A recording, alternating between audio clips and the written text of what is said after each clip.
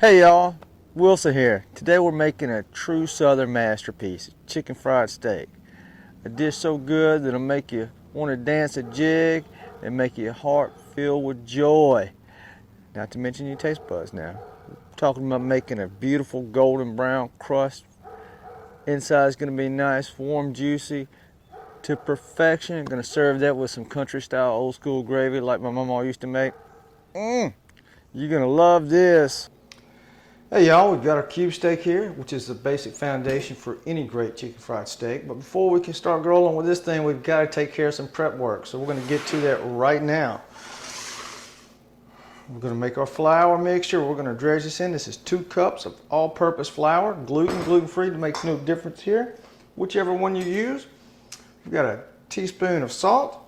I'm going to get this seasoned up. A teaspoon of pepper, half a teaspoon of paprika. Get that all in there. We've got half a teaspoon of garlic powder, half a teaspoon of onion powder, and then we've got about a quarter to, a little bit more of the cayenne pepper. You got to give it a little Cajun kick to it. Come on now. Y'all know that.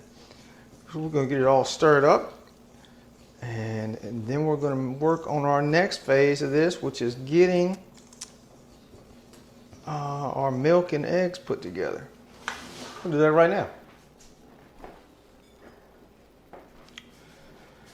So this is what we call a wash.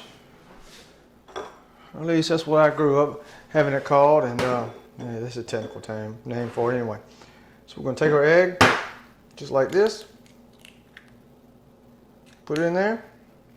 Same thing here. Just like that. First thing we're going to do is put these eggs in here. We're going to get them beaten up.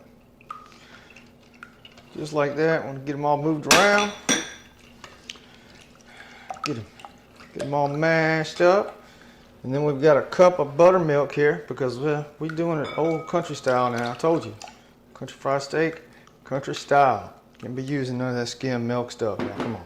Buttermilk all the way here. So here we go. We've got it all done just like that. Next up, we're going to take it and move it and mix it all around and get it all dredged. So y'all, we could double dredge this thing, but here's how we're going to do it. I'm just going to do it just the way my grandma taught me to do it. We're going to get this chicken fried steak, beef cube right here. We're going to shake that off of there, just like that. We're going to put it in this wash mixture. We'll let the excess come off of it back into our pan, our bowl, and then we're going to cover this thing again and pat it down and get it all nice and covered. We want that stuff to stick. So you're going to push it down some, put some more on top of it, and that's what we got going on. We're going to heat up our oil, we're going to knock out the rest of these, and we're going to start frying.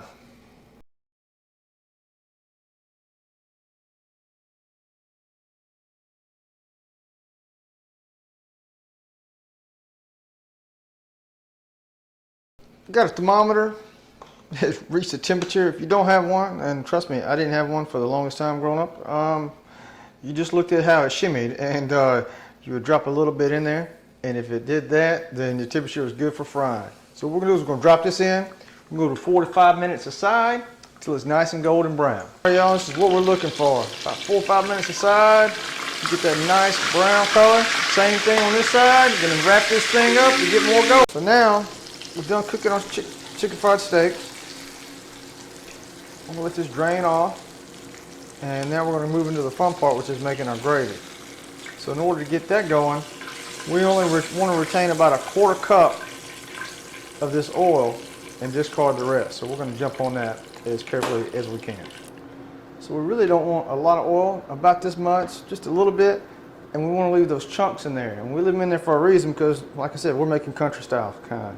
So we're going to put our flour in there, just a little bit at a time. We're going to whisk it around, get it absorbed in that oil. And you see, having those chunks in there helps give it some colorization. And we're just going to move it around, get it like heated up. And then we're going to add some milk into this process to get it kind of thick. So we're going to keep stirring this around just for a little bit. So Got like a nice golden brown color, which is just what we're looking for.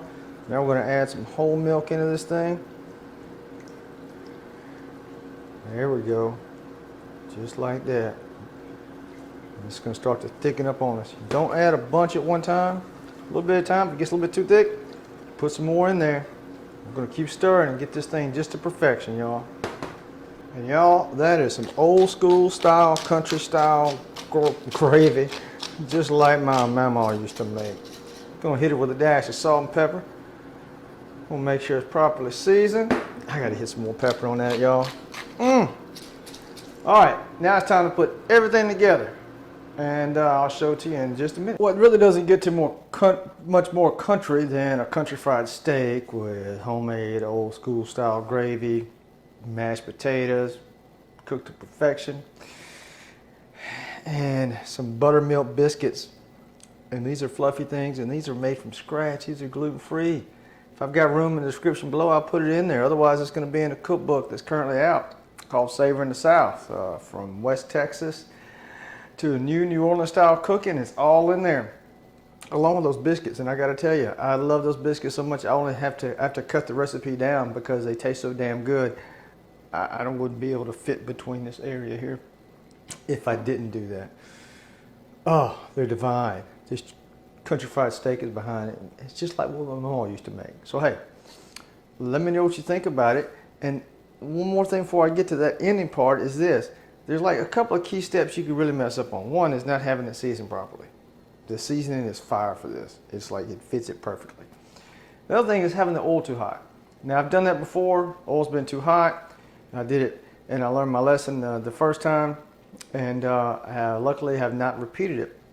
Also didn't hurt the fact that it left a nice steam because I didn't have any more money to go buy any more food. So always keep that in mind. Oil temperature 350, adjust it. The thermostat, if it gets a little bit too hot, turn the heat down.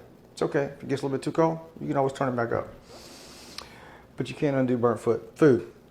So hit me up and let me know what you think about it at Cooking with Wilson. That's without the G because I'm very country like that. At Gmail, YouTube, Facebook, Instagram.